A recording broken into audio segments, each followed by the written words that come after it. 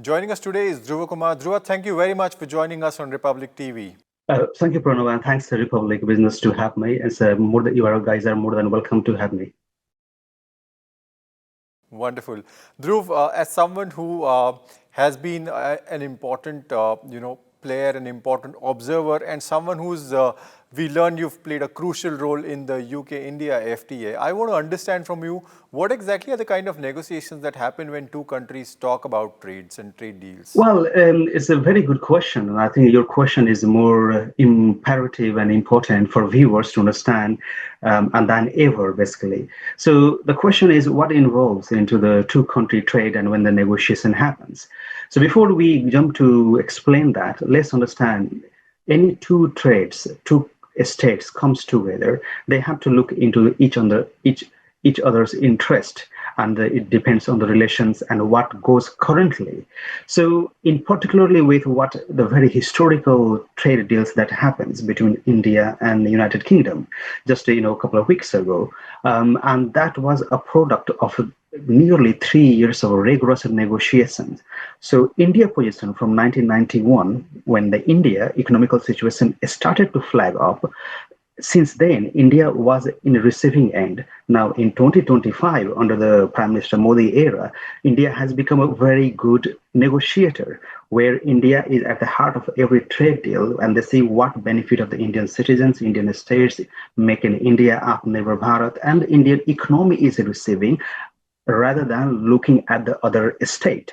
However, in this complex, when the war is happening between Ukraine and Russia, then Palestine, then the Israel, then Pakistan and India, then China, US trade, then in among you see among entire trade nation where the trade has happened, India and UK signed the deal. Now, reflecting that on this India and UK, the first point is the negotiations must happen in according to the each other interest. Now, dominance of one country relation onto another one, and how the one country is fearful of other country rise also takes the big part. And that's where the geopolitics and the power dominance comes in. India is undoubtedly a global player.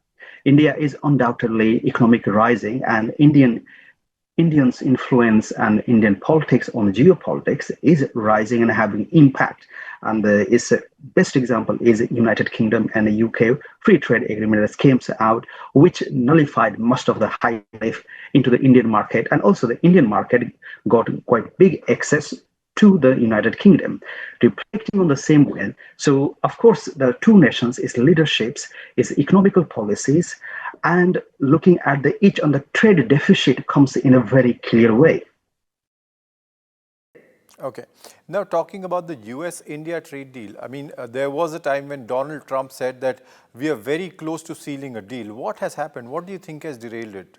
Well, my view, I still cannot understand the President Trump switch on India economical position.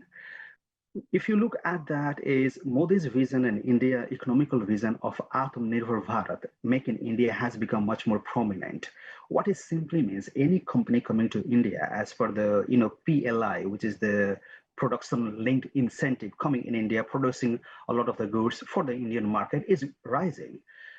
Looking at basically at this moment, the trade deficit between US and India, and what the trade deficit to understand is US imports more goods to America than exporting to India. And that is nearly trade deficit is goes over somewhere, if I'm not wrong, is 45 to 46 billion dollar. That's a trade deficit. Yes, which simply means US economy is dependent on the Indian goods coming to the Indian market. Yes, Trump has always criticized that India puts the higher tariff on US products, but India is protecting their own economy and own farmers on the agricultural products. So again, the interference of America on the Russian politics, or Russia in America, in European Union, the US has to sign the deal. Also China and Pakistan is a lot of the complication. So what I think is what Trump has done is it does not satisfy the Wall Street at all, does not satisfy US economy. I think he just wanted to show the dominance that, okay, US has a power to start this trade war, and let's be univocal about it. This is an economical aggression towards India, which I don't think India is going to tolerate it. India will take time and will come up much more stronger. So of course Trump want to is seen at this moment Trump to want to make a peace between Ukraine and Russia. However, Russia, India oldest and strongest ally has been Russia. So India has to look its own best interest rather than jumping from Russia to the US and see what is the best interest. So the oldest and the strongest allies is Russia. Of course, India, imports lots of the oil, which is quite high, nearly 35% of the oil that comes from the Russia, which means, and get a quite cheaper rate basically.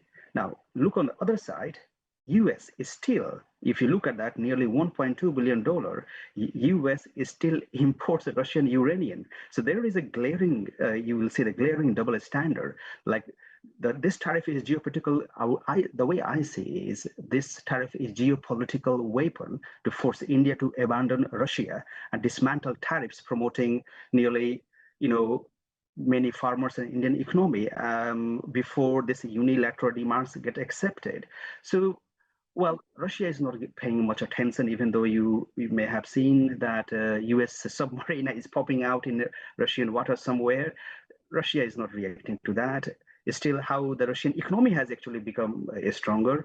India's biggest and strongest ally has been Russia. So India cannot switch from there to there and see you don't choose your friends basically quite often based on someone economical aggression. So I think on this one, what America has not seen this, how their strong allies, Russia and India, has been trying to undermine that imposing a tariff, it will force India to quit from Russian import system. But on the other hand, I see this is a big opportunity for India to implement United Kingdom and Indian free trade agreement as a template and expand beyond that.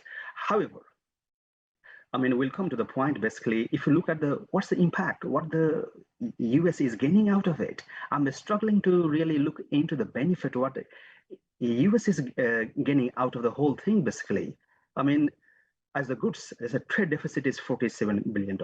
It means anything coming from India to the US or from US to there, the trade relation will not be as it was before. It means there will be the goods in America will be at higher price. It means inflation will rise. So America, which Trump talks about American first, make America best. So in make America great. So in this slogan of political movement, I fail to understand how this Trump tariff, which is seen as economical aggression towards India, going to help his political ambition to deliver what he has been voted in for the office. So basically, is it going to kind of backfire? Is it going to be hurtful more to the US citizens itself? Because it is, one, going to tax them with higher tariffs for buying Indian goods. And second, it is also going to increase inflation because of this. So is it going to hurt US? It does look like, I mean, if you look at the pattern of Trump movement when he took over the office, imposed in the very first week, he imposed all the tariff chart to all the countries. What happened after 2 weeks? China, Europe, Britain. Britain was quite lowest one at that time. Britain did quite well to negotiate, but every country he imposed, within a month, he changed the tariff. Went back to the same way because you see the stock market started crashing and every single his own allies, economical advisors started criticizing him because that is not in the best interest of Americans. Then he changed his stand on the tariff. Then again, he changed his stand on and on. Now, at this moment, when he has imposed 25% tariff, which is in force as we speak now, it means it's simply what America is going to gain out of this one is, yes, it might be an element of the geopolitical impact of the kind of the putting the Pakistan as a counter against India, try to sideline America. try to put the dominance over the Russia to see as a game changer, but in reality, in the stock market exchange, into the IT sector of Americans, in the goods of the America, basically, what is happening. So basically, it is called through this chaotic domestic resilience, American sectors like farmers, importers, tech sectors, the impact will be quite detrimental to the business ongoing. I mean, the cost is going to surge 100% on the US goods for like tech, almond oil, the farmer products, steel. So you see, you look at that from the precision steels to the agriculture products to the pharma product that comes from India to there, it will be expensive. What is the other alternative to America is China. They are not willing to do the quite trade as it used to be with China. What alternative America has? Only alternative has is a democratic country like India to do the trade. Having this economical aggression towards India does not suit the domestic politics and people of America 100%. Wonderful. Now, if just one, what do your diplomatic friends in America, Washington, D.C. tell you? Is India and U.S. likely to arrive at a deal sooner in the foreseeable future? Do you see a timeline? Well, at this moment, I think it is safer to say what Trump does, basically, it goes through his own mind. Don't think his right hand even knows what the left hand is doing. So, but what we can predict based on the pattern of the decision he has taken and how he has taken a different angle just after the impact he realized. So basically, I mean, look at the few things. First, he want to penalize Russia through this tariff war. He want to make BRICS and US alliances and sidelining India. He want to strengthen Pakistan as a counter-terrorism hub when the US has quitted Afghanistan and Taliban. Now Pakistan they want to focus on. And third point is basically looking at their own import system in America. So at these 4 points, I don't see any facts, figures, and any policy that are going to support USA stand on Indian tariff. So I can safely say Indian has received aggressively 25% tariff is doomed to fail. Wonderful. Is there a reason why the talks have stalled, or do you think it's still continuing? It's just that there is no update further? Well, because the heart of everything, what we're talking about, and this tariff is, well, kind of the thing says, Trump says, oh, India is basically funding Putin for the war. However, if you look at on the other side, as I said, America has already bought Russian uranium of $1.2 billion. Europe bought nearly $175 billion of Russian energy in 2024, which is quite high. Why singling out India? We diverted global oil markets, lowering price. India, if they buy the prices, energy prices from China at cheaper rate, and China is a safer, India will choose it. India is a sovereign country to look at their own interest. Why they will look into? So narrative of this is India funding Putin wars is I don't find there is a quite substance to that, but it does expose the glaring double standard of the US 100%. I mean, basically, let's be honest. US wants India as an ally. They do want, but they are treating at this moment like a target. Basically, you cannot contain China while alienating India. That's very clear.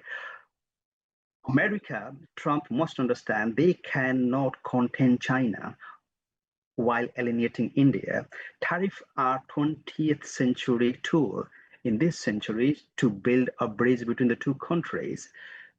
I believe India is ready to negotiate, but is not on their knees. Definitely, it appears to me that America wants India come down on your knees and let's negotiate. I don't think that's going to happen. However, the partnership and negotiation has to be head to head, shoulder to shoulder, and equal benefit. Absolutely. And from the point of being equals and not as a dominating power dictating something to the other. You're absolutely right there. Dhruv, thank you very much for joining us. We'll keep tracking this deal, and as soon as it happens, we'll come back to you for more expert insights. Thank you Thank you, very Arnab. much. It's great to having you, and you did it very well. And thanks, Republic, for having me.